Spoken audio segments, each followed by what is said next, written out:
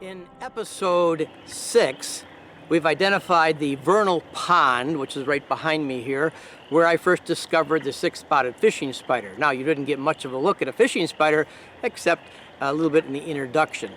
However, as time goes on and the waters of spring arrive, more and more life will take place, and eventually the six-spotted fishing spiders will make their ways into the water here at this vernal pond. However, it is at the end of March, beginning of April, and they are yet to show up on the scene. So it'll be a while before they get here.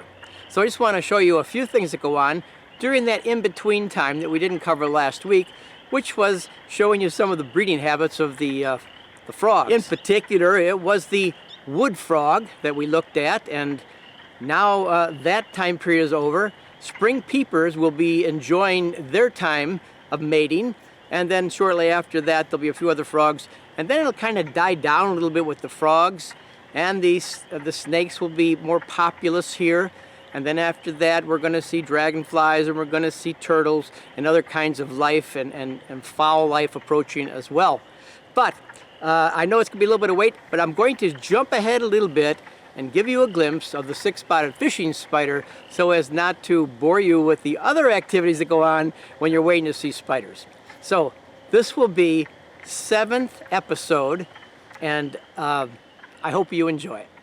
Hey, thanks for watching. Have yourself a great day. Take care now.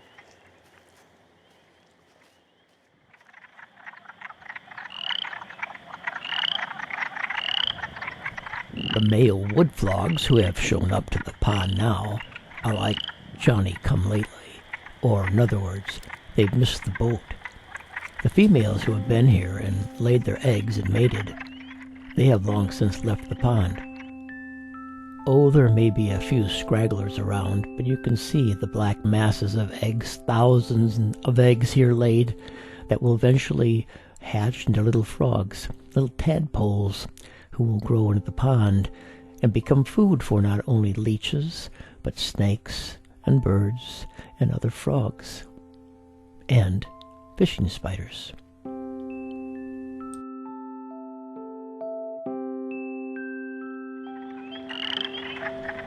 The western chorus frog also makes his presence known in the pond. His distinctive call is coming from the throat of a small little frog, about a ½ inch to maybe an inch long. Unlike the male wood frog, who makes his sounds from 2 skin sacs on either side of his body, the western chorus frog puffs up his throat to make the sounds that you're currently listening to. 2 late-breeding wood frogs make their way in front of our chorus frog. Look closely and you'll see the chorus frog's skin throat stretches almost to the width of his body.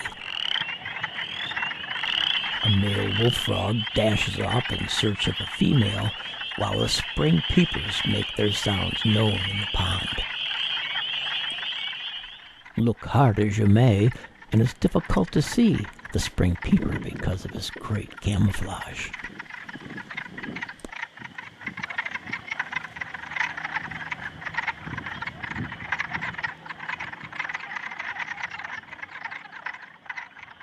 Got some frogs here. They are both spring peepers.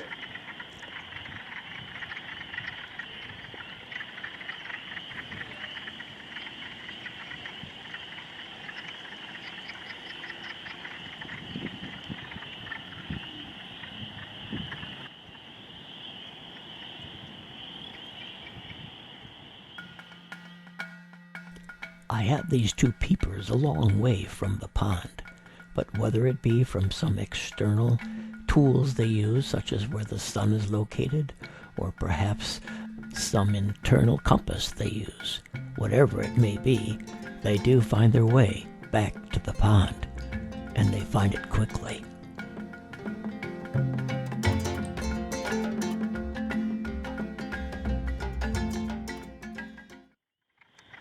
I cleaned the sand off this little guy, and you can see that X pattern on its back better now.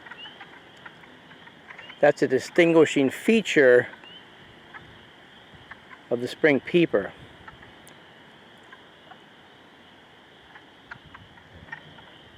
Cute little guy.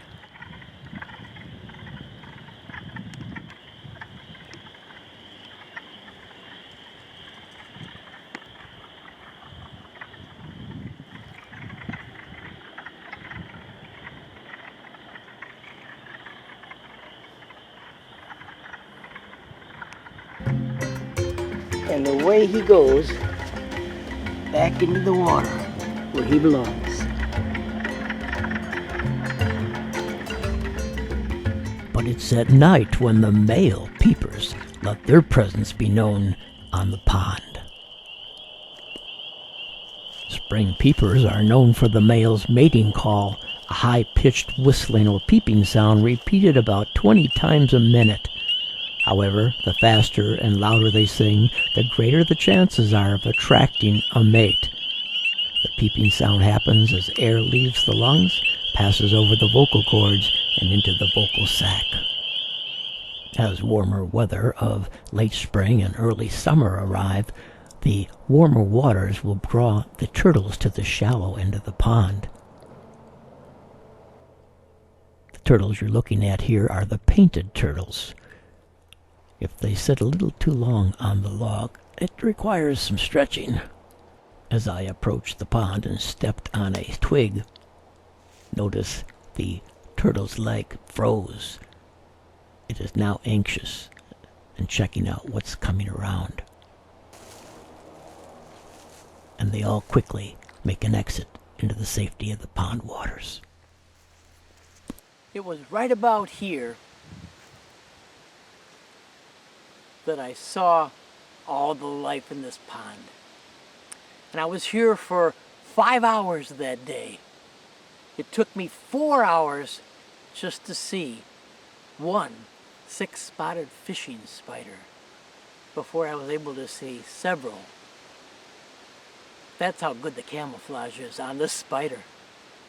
Let's go back to that day right over here. Take a look at what I saw. I think we got a fishing spider here on top of the water. It's going to be in the center of your screen. See if I can zoom in here a little bit. Should be right in the center.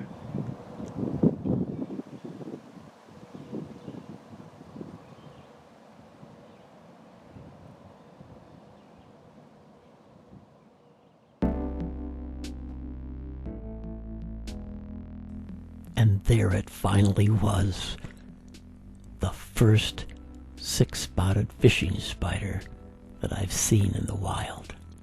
It was quite a thrill. It took me a while, but I learned to find these spiders in these ponds, how to look for them. Kind of a developed art. This one is often running, checking the pond out. At the time, I didn't know if it was a six-spotted fishing spider, male or female. When you're zoomed in, you can't really see well in your viewfinder, especially with the sun causing a glare on the glass, what you're looking at. That is determined after you get home and take a closer look. This was a male, and he really wasn't looking for a good fishing spot from which to get something to eat. No, he was most likely in pursuit of a female.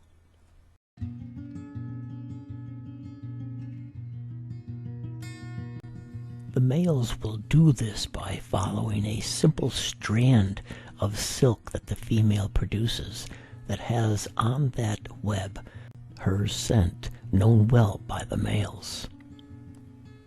They will follow these strands and hopefully come to find a female at some point in time.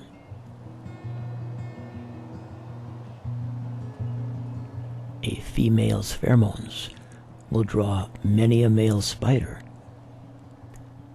to the desired prize.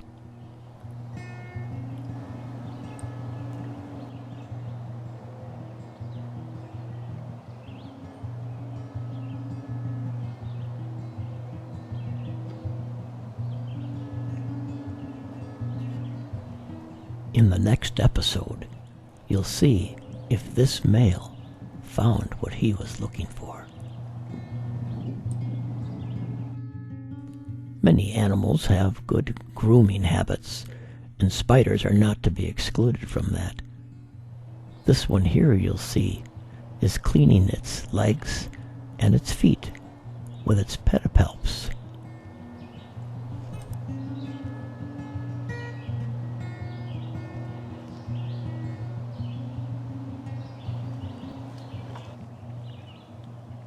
I was trying to film a water snake in this scene.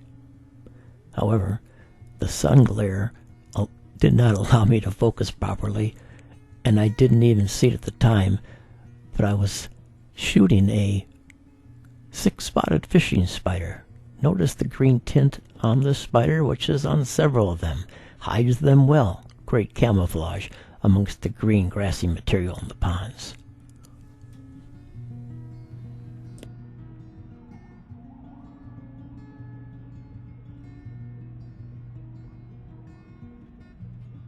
A second fishing spider was not far away. Both I didn't see at the time.